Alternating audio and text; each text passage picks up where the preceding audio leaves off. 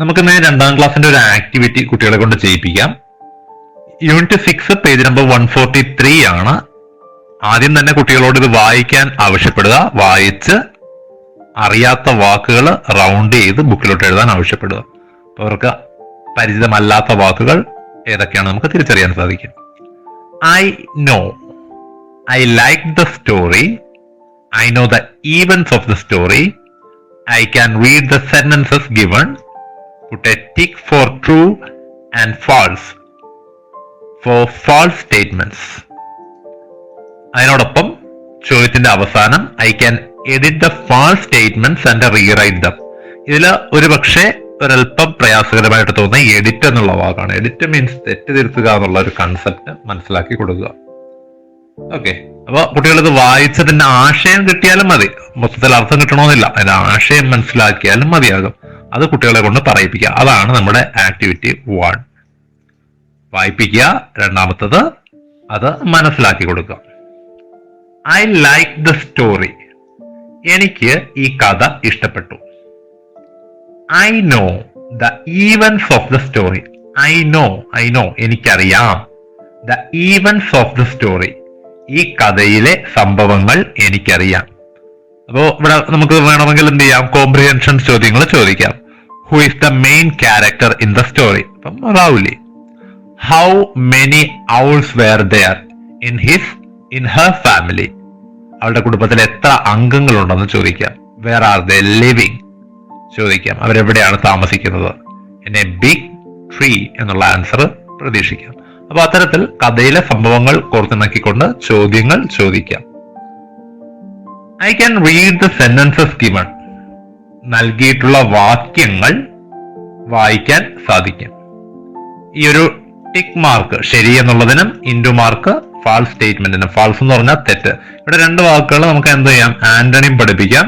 True, false, ശരിയും തെറ്റും എന്നുള്ള വാക്കുകൾ, ഓപ്പോസിറ്റ് വേർഡ്സ് ഇവിടെ പഠിപ്പിക്കാൻ സാധിക്കും.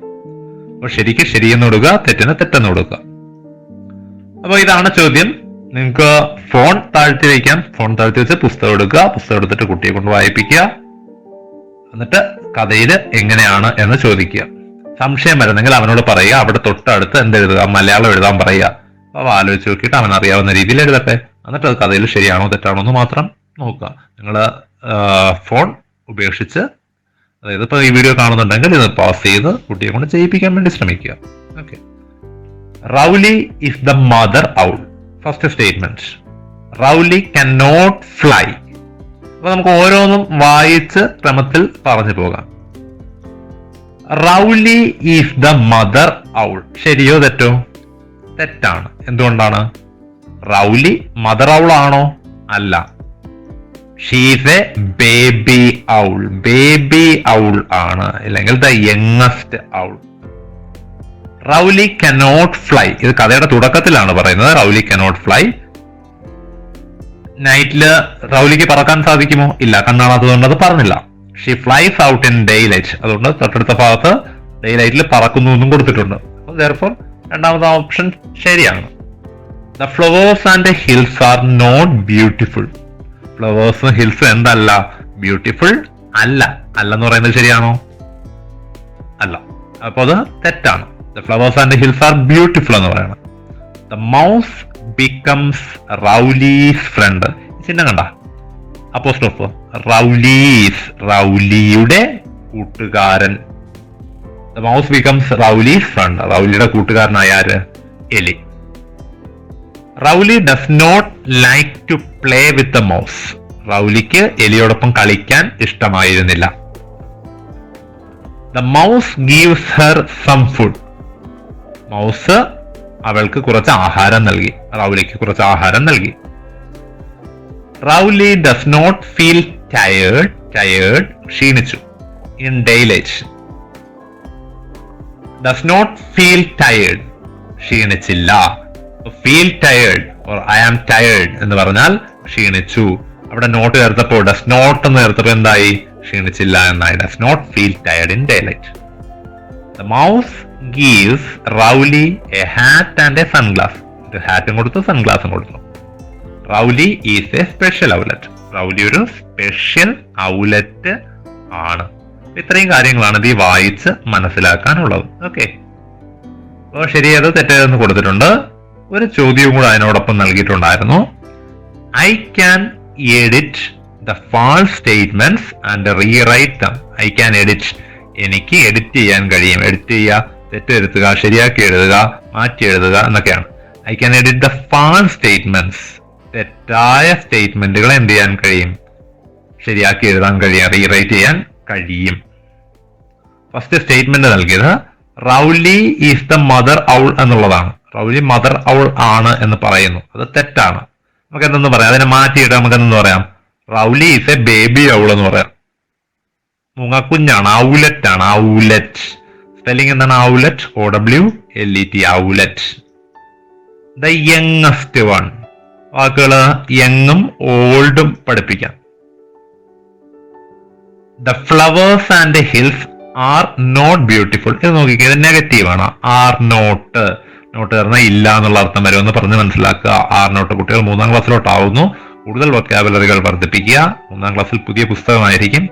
അപ്പോൾ അവർക്ക് കൂടുതൽ വൊക്കാബുലറി ഉണ്ടെങ്കിൽ നല്ല രീതിയിൽ ക്ലാസ്സുകൾ കൈകാര്യം ചെയ്ത് മുന്നോട്ട് പോകാൻ സാധിക്കും.